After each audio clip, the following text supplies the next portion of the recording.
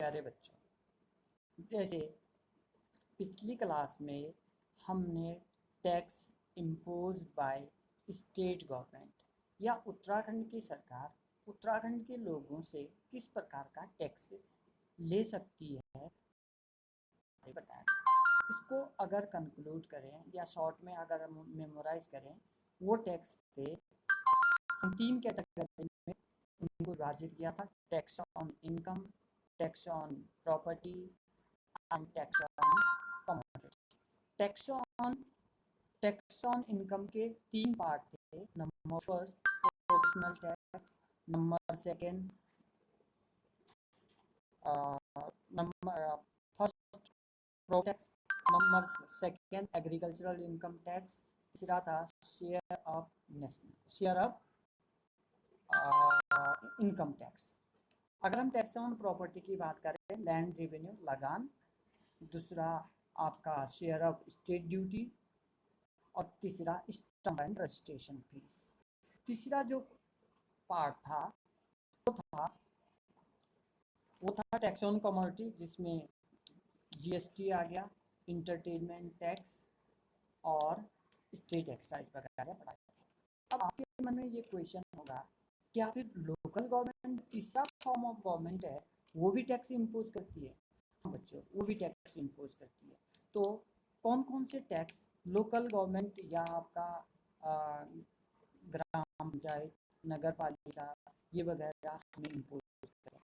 इसमें सबसे पहला टाइप टैक्स है वो है हाउस टैक्स। बच्चों, जैसे हम घर बनाते हैं तो एक साल के आधार पर म्यूनिसिपैलिटी को एक सर्टेन अमाउंट ऑफ टैक्स हमें हर साल जमा करना होता है, जिसे हम हाउस टैक्स बोलते हैं। हाउस टैक्स, अब सर ये हाउस टैक्स कैसे डिटरमाइन होता है? ये डिटरमाइन इस आधार पर होता है कि आपका घर कितना बड़ा है, आप उसका कॉमर्शियल यूज़ कर पा रहे हो या मतलब आप उसको रहने के लिए घर, वो आपकी फाइनेंशियल कमिटी फाइनेंशियल स्टेटस के अकॉर्डिंगली वो चार्ज नगर पालिका या ग्राम पंचायत करती है। दूसरा अब आपने अपने गांव या शहर में ये देखे होंगे कि बहुत सारे वेंडर वगैरह या फेरी वाले आते हैं। फेरी वाले को फिर इनके ऊपर भी लोकल गवर्नमेंट टैक्स लगाती है। जैसे कोई फल लगाकर सामान बेचता है तो इनको पर डे उनको टैक्स के तौर पे लगता है। जैसे फॉर एग्जांपल पर डे अगर आपने अगर कहीं सब्जी का फल लगाकर सब्जी बेच रहा है और कोई आपका ठेले में सामान बेच रहा है तो नगर पालिका इनको पर डे के 5 रुपये के हिसाब से टैक्स इम्पोज करती है। तीसरा टाइप का टैक्स जिसे हम फेयर टैक्स या मेले में लगने वाला टैक्स। अब आपने अपने गांव या शहरों में बहुत सारे मेले लगते हुए देखे, वहाँ पर बहुत सारे लोग अपनी दुकानें डालते हैं। उनके ऊपर जो मेला क्षेत्र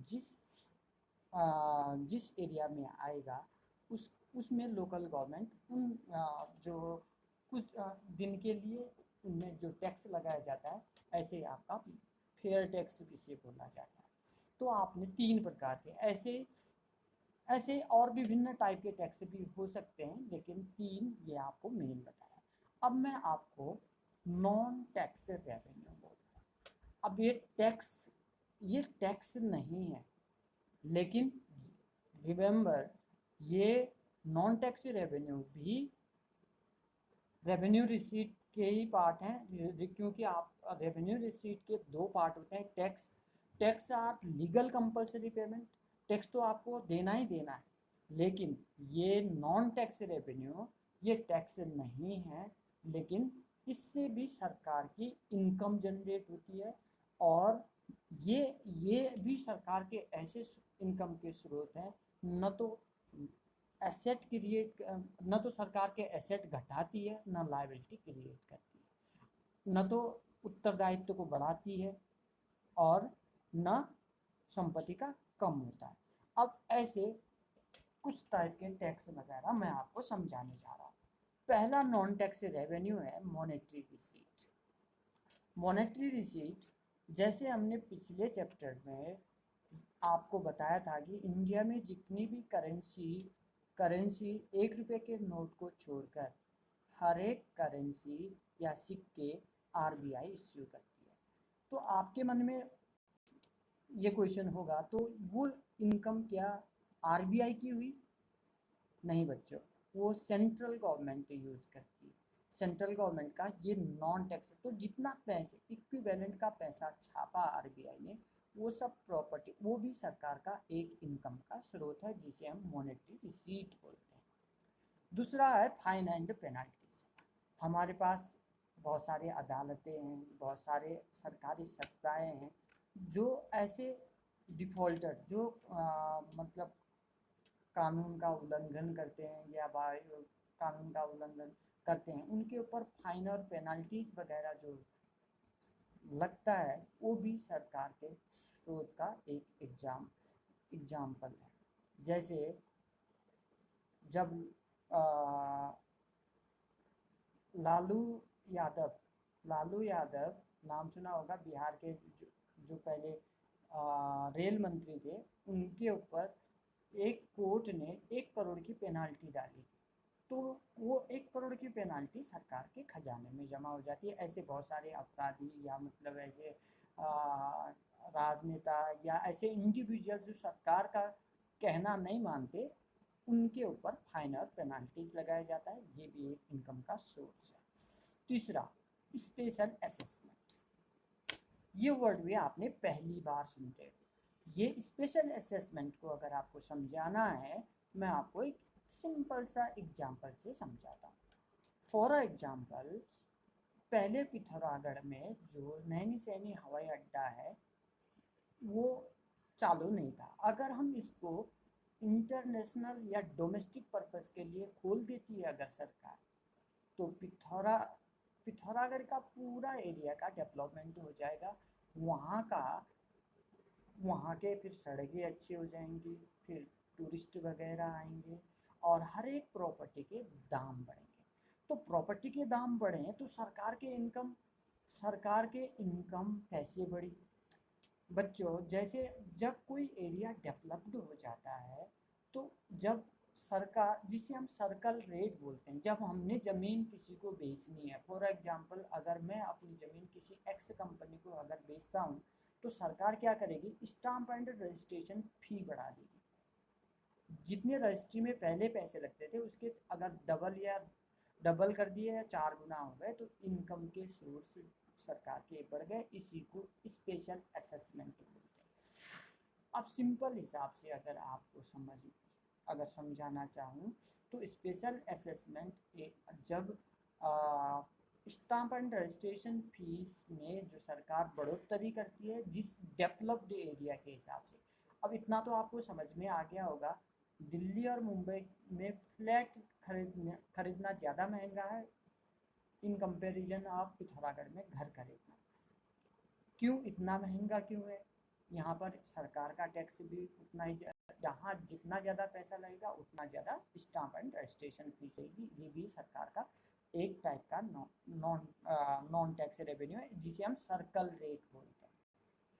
अगला है स्ट्रीट। ये वर्ड भी शायद आप पहली बार सुन रहे हो।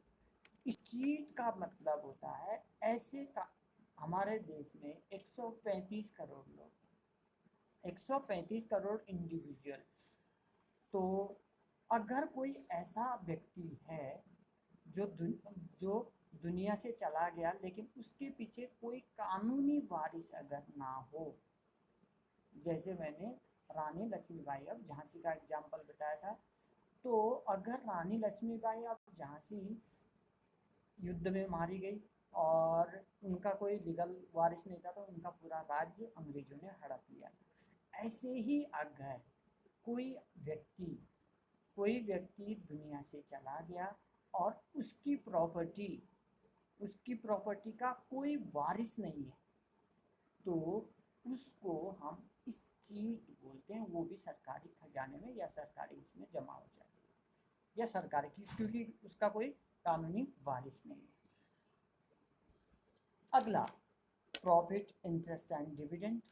अब आपको ये तो पता ही है, सरकार के पास विभिन्न प्रकार के संस्थाएं होती हैं, जैसे इंडियन रेलवे, एयर इंडिया, आपके बसेस, स्कूल्स, ये सब की जो इनकम होती है अल्टीमेटली वो सरकार के खजाने में जाती है, जो ओन्ड बाय गवर्नमेंट। जो सरकार के संस्था हैं उनका जो प्रॉफिट एंड लॉस कौन बेयर करता है? ये भी सरकार का एक करता है। दूसरा, इंटरेस्ट। इंटरनेशनली या नेशनली या राज्य सरकार या बाहर का देश अगर हमारी सरकार से पैसे लेता है तो उसके बदले में हमें जो ब्याज मिलता है वो भी एक कमाई का साधन हो सकता है सरकार का। अगला है डिविडेंड। डिविडेंड, अब सरकार का कुछ ऐसे ऑर्गेनाइजेशन है जिसमें सरकार के 51% शेयर है, किसी में 75% होता है। अब 70, अब जितना भी प्रॉफिट हुआ, प्रॉफिट का 70% ऑफ द उसको हम डिविडेंड बोला गया। जो सरकार के पास जितने शेयर हैं वो प्रॉफिट तो सीधा आ गया, डिविडेंड जितना औरों को मिलता था वो उसको प्रॉफिट का एक पार्ट जो दिया जाता है उसे हम डिविडेंड बोलते हैं। वैसे dividend is a part of a profit. अगला है ग्रांट एंड डोनेशन। सरकार जैसे अभी कोविड-19 का केस चल रहा है, बहुत सारे उद्योगपति पैसे ग्रांट कर रहे हैं ताकि सरकार गरीब लोगों को या आवश्यक लोगों को हेल्प करें। ऐसे इंटरनेशनली जब केदारनाथ घाटी का कांड हुआ था या बाढ़ आई थी, तब भी इंटरनेशनल कम्युनिटी ने बहुत सारा डोनेट किया था। इसको हम ग्रांट एंड डोनेशन में रखते हैं। ये भी सरकारी आय का एक स्रोत है। धन्यवाद। कल हम आपको नया टॉपिक पढ़ाएंगे, वो है कैपिटल रिसीट पढ़ाएंगे। Thank you and have a nice day.